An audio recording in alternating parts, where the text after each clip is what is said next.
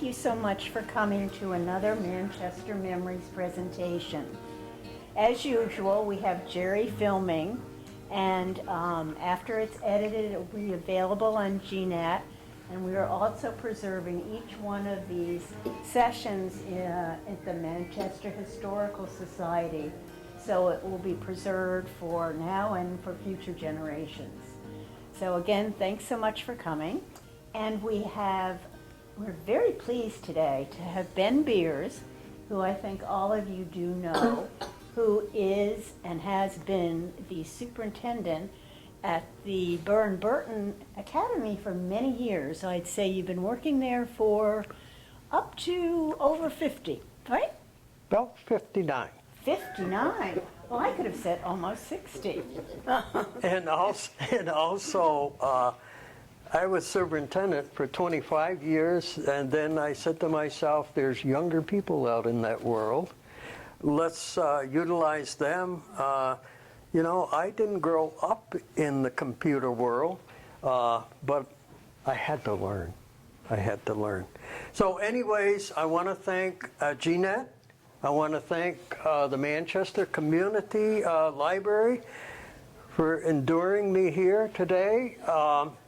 They do a beautiful job, and to Nancy, Cindy, and you know, we'll get on with it. So what I'm going to do really is talk about the earlier life at Barton. As you know, we were founded in 1829 and opened our doors 1833. And it was all young men or students that came to Barton. So in about 1849, we had the 49ers. Girls came into Barton, and we were still known as a Burr Seminary.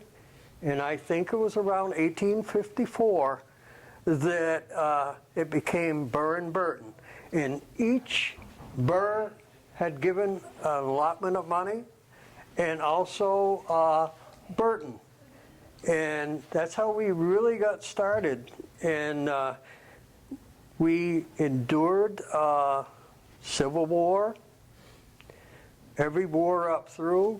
The school itself, the limestone building, all the limestone was quarried only a short distance from the school. And you wonder to yourself when you look at that three-story structure, how they ever got those blocks of limestone up there. At the base of seminary, we're going to say that it's about 3 feet thick. In the earlier years, the first floor had the main function of the school. We had where they did their Bible study in there, also their educational part. But on the second and third floor, those were known as dormitories. In earlier life, they didn't have a heating system in the school where you could really say, you know, you have one centralized unit. They had stoves in those rooms for the kids. And once in a while, we had some hot spots over the years. Some is still evident up in the attic where the chimneys went up through. There was 4 chimneys across due to the fact that's how they piped the stoves and stuff in. But anyways, the earlier part of the school, the windows now in the seminary are 2 over 2. That's the panes of glass. In the 1870s or so, they had 8 over 8. Those are the little rinky-dink panes of glass. And the only evidence of those type of windows is in part of the basement to that school today. They are still there. I did, and I was very fortunate, don't mind me, a window lock, okay? This window lock came off from one of the original windows, the 8 over 8. Very choice item to me. To you, it might not mean much, but it does tell me that hands, fingers worked these back and forth in the earlier days. So as the school went on, the doors were very thin. They were probably about 1.25 inches thick. So we couldn't really put the modern stuff for hardware on those doors without adding to that door to bring them up around 1 3/8 to 2 inch. But throughout the school, we had these knobs manufactured by Bennington Pottery. So as I move on,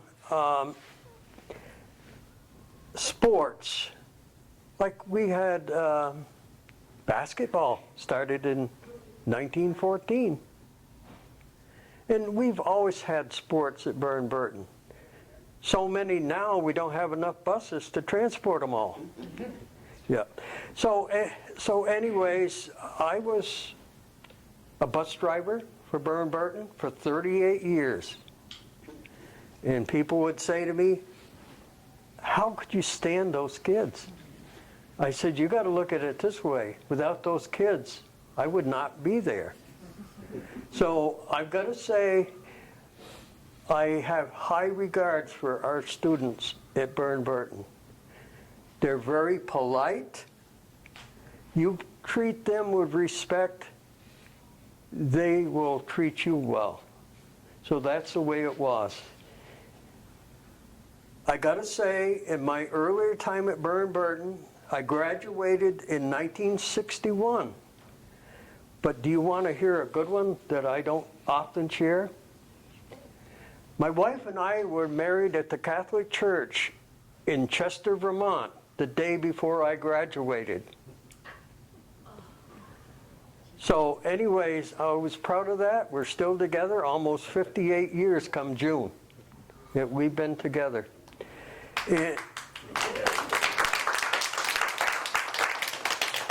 But I've got to say one thing. I probably would not have stayed at Burton if it hadn't been for my young lady. She understood when I would work a full 8-hour day at the school. I would leave on a bus trip, get back in at 11 o'clock at night. Not only that, I was a member of the Manchester Lions Club and a life member for almost 43 years. I'm a Melvin Jones, a life member, so I don't have to pay dues. That was the general idea. So anyways, past Grand Knight of the Knights of Columbus, I'm a 3rd-degree member. Very proud of it. Served on the Manchester Rescue Squad for 12 years. And a lot of things happened that I can't tell you people today. But it happened. We get back to the school now. We had one of our custodians, you know, he was being smart. He comes out the front steps, the senior steps at Burton, with his mop pail in his ringer. And do you know, he got onto that mop pail, he rode it all the way down onto Seminary Avenue. That's before they put the steps in there. But those are the fun things that we used to do, you know, at Burton. Another time, I had a brother, Gerald, he's deceased. He was at Burton, and we always tried to have little pranks. We weren't malicious, but John Fay, anybody know John Fay? Yeah. Okay, and Frank Squares. Frank Squares was my mentor at Burton. He says to me, he says, Ben, he says, I got to tell you right now, he says the headmaster's foxy. So do your best, which I tried to do. But anyways, Frank Squires, John Fay had beagle puppies down in the old boiler room. Do you remember the old boiler room? So anyways, had them down there. So we got the bright idea, because some people were going to come to buy those puppies. we took some oil-based paint, you know, these quart cans, red. We took the puppies and we dunked their tails down into it. And then we had some green paint. We did the same thing. So anyways, people come to look at the dog, and of course they wagged their tails, and they were the funniest looking thing you ever saw in your life. So little things like that, but once... You're the ones that did that. No, what gave you that idea? No. I thought you were Mr. Innocent. Yeah, but anyways, there was little instances like that. But Al Henry, he changed my life around. I gotta say, that man understood that I needed help. So I came up from the elementary school, you know, I was a little bit wild. And within 2 months, he had me straightened out. And we became the best of friends. And his wife, Ruth, she did one-act plays at Burton. Al was the type of person, if you got on the good side of him, you could do most anything. Yeah? So there was an attachment to the seminary building, which was a wood annex. We had Allison Borwright in an apartment up on 2nd floor. Frank Squires, Grace, and his kids were down in the lower part of the building. On the southeast corner was what we called, it was a bookkeeping and accountant, Mr. Perry.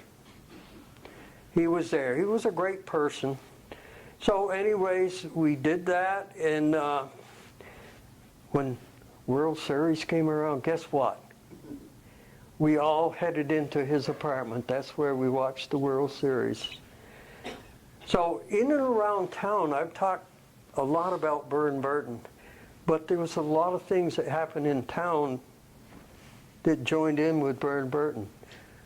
Lombardies out on the West Road. Our first Lockmore came from them. Did we actually have a vehicle at Burton? It took care of our trash? No. We had these things called incinerators. They're made up out of cement block. We had one up above, and we had one also down by the gymnasium. We burnt all the burnables. I guess today you can't do that. So anyways, there was Myrtle Bullock. She was probably one of the finest cooks around. She cooked food so that the kids enjoyed the food and there wasn't a lot of leftover. And also Paul Bullock. We had fun with Paul. I took typing. We didn't have these computers. And later in life, I saw the Commodore 64s and the floppy disks and all that stuff. But our technology at Burton is second to none. We went down into what we call the old gymnasium, which was top-notch when it was built in 1913. We had gang showers where everybody, except for the ladies, they had their own, have to go down every morning and start up what they called the hot-a-day heater. The hot-a-day heater was coal-fired, and that's how we got our hot water for our showers and stuff. Then, as time went on, we modernized. Let me get back a little bit. I think I'm stepping ahead of myself. Back up to the seminary building, down in the old boiler room. We had kids that used to like to come down and help you shovel coal and put it into the hopper and stuff. Well, this one kid, Al Henry, anticipated. He was down there for a reason. So he walks down into the boiler room and he looks around. He says, "Buddy." Well, he didn't have time to put his cigarette out. So he walks out and he had his hand around behind him like this, and smoke kept coiling up around. So Al kept talking to him until it burnt back to his fingers. Oh yeah. So anyways, yes, Bud Alley allowed kids to smoke up there. And, you know, they respected it. And then it became time in life. It got moved across the road. Then it was kind of phased out. No more Butt Alley. Did we have a place to hide at Burton? Oh, yes, we did. Places that other people didn't think about, but we were there. So now we got this modern library here. We had the Mark Skinner Library. That was our library at the school. We had a few encyclopedias and maybe a couple dictionaries. When you walked into what we call the old study hall, we had a grand piano over here, the friezes around the wall, and these friezes, I understand, pieces are still in and around town. And what we're going to do, and I would like to do, is get a picture of that when it's printed off. Thanks, Sean. I've asked you, now I want it. Okay. So anyways, I have a presentation here. It's something that I've had almost 40 years, and I'll let Sean come up. This dates back around 1835, and it's a deed of property, and Sean knows where it's at, so I want the Historical Society to have this in safekeeping. This is terrific. So this is actually a deed to Daniel Eddy, who had a little boy named James, who actually was going up the mountain on the old toll gate, and his horse slipped and he died in the fall. And there's actually a memorial stone. Some people On the rock. Yeah, on the rock. It used to be by itself, and then when they were widening the road, it got backed over, so they ended up basically encasing it in the concrete right against one of the ledges up there. So if you're ever driving up past toll gate, you look over on the right, and you'll see this little stone there. So this was James' father, Daniel, and signed by the Dean family. And the Deans lived on Barnumville, and everybody knows Dufresne Pond. But originally, that Dufresne Mill was actually the Dean Mill. It was the Deans were really the kind of the lumber barons in Manchester before Louis Dufresne kind of came in and took over all the Dean's properties and mills. So we're always very grateful to have these original pieces. So Yes, thank you, Appreciate Sean. So is there any questions that might come to your mind? I probably can't answer them, but I'll try. Freddie? Were you born in Manchester? No, I was born in Peru, Vermont. I was born on the Moffett farm. I didn't see a doctor until about 4 days after I was born, and I cost a whole $3. So I was a cheapskate. But I got to add a little, have I got time? Yes, you do. See, I can keep going all day. So I started at the Peru School, and Gladys Baker was fresh out of the service, and she was like a mom to us. We walked 3 miles. You hear the story about walking 3 miles. We walked 3 miles to catch a car to take us to the Peru School. One room, the big stove set up in the rear of it. Well, Gladys Dickinson was that lady. Then she married a baker. And from there, I came to Manchester and enjoyed going to the Barnumville School. Now, I know she's deceased, so I won't embarrass her, but she loved to look through kids' lunches to see if it was something that she really enjoyed. Well, she did, in fact, get a hold of one of my sandwiches, because I anticipated she was doing something like that. And Mom had these little glass vials with these black pills in it. And I just sprinkled it in there and left it. That lady was out of school for 3 days. So anyways, and then from there, I went to the Hollister School, which is up on Bryan Hill. And the school itself was moved down. The old road used to come up in front of it. Our plumbing wasn't the greatest in the world. breezy in the wintertime. We had to lug our water to the school as we did in Barneville. Then we came down to Central, where the Zion Church and the parking lot is. Well, that was a little more modern school. We had Florence Counton there as one of the teachers and stuff like that. She used to have to rock my brother to sleep because he was a nuisance in school. But anyways, I went from there into the new elementary school, 1950. So it was dedicated to Dr. Campbell. And Dr. Campbell not only was a medical doctor, he also was a dentist. Do I know? Yeah, you went home suffering.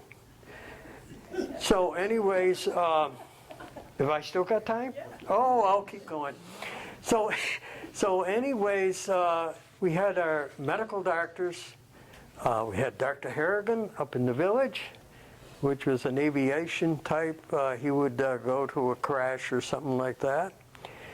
And then we had Dr. Harwood. Dr. Harwood, you go in for your exam, he would stand back, how many fingers am I holding up? Or he would whisper, he says, what did I say? Like that, you know. He was a great doctor.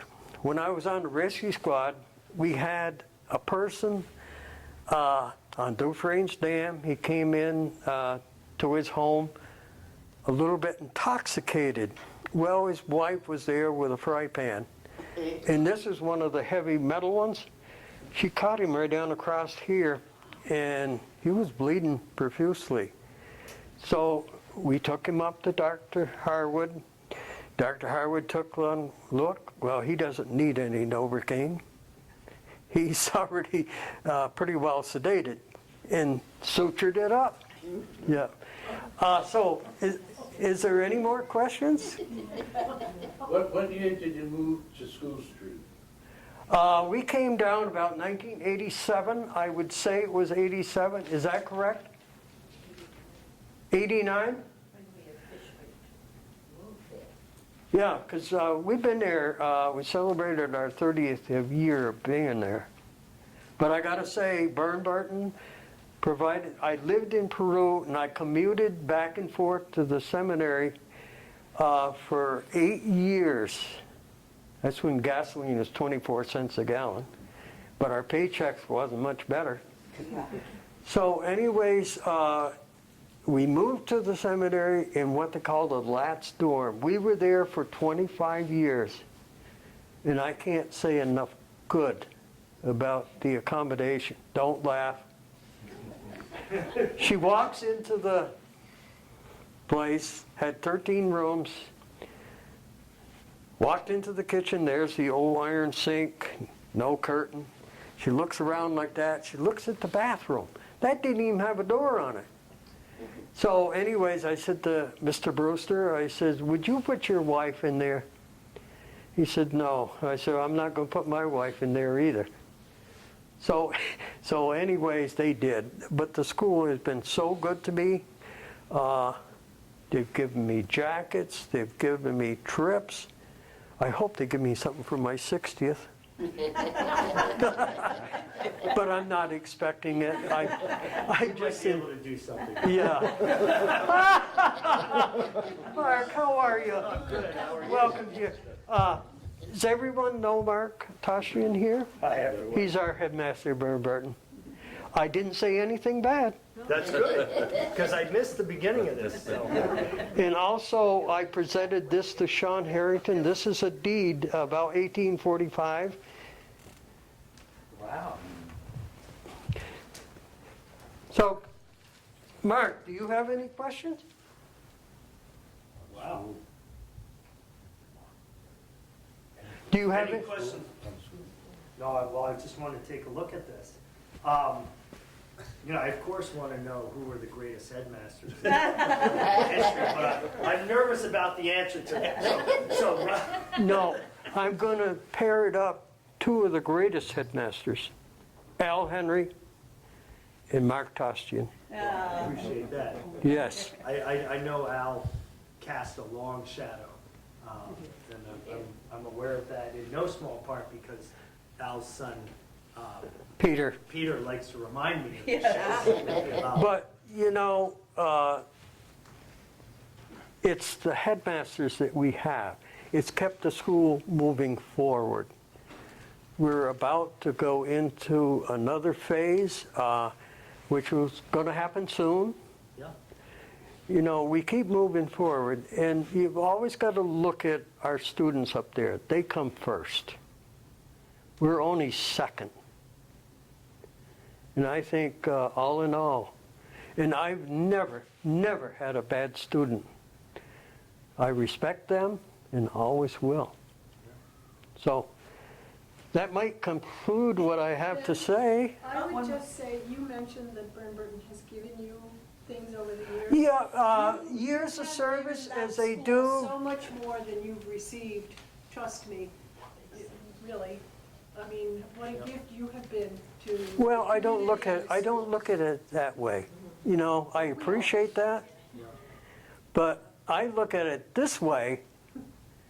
If it wasn't for those students, I would not be there. Well, that's who you are. That's Yeah, what- thank you. Mike? How about Mr. Henry Storr? You want to talk about Oh, him? Maggie.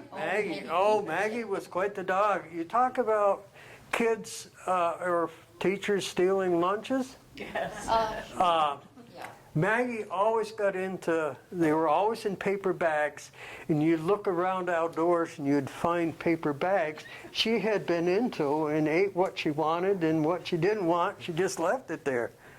Yeah, and yeah, How many years did you work with Frank Squires? quite a few, because I worked for him while I was in Right. class. Right. And, you know, Frank was an interesting person. He taught me a lot. He taught me what not to do.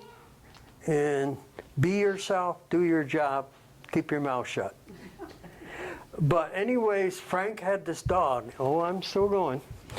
Had this dog, and the dog's name was King. So the dog got doctored up, got shaved. Remember this one?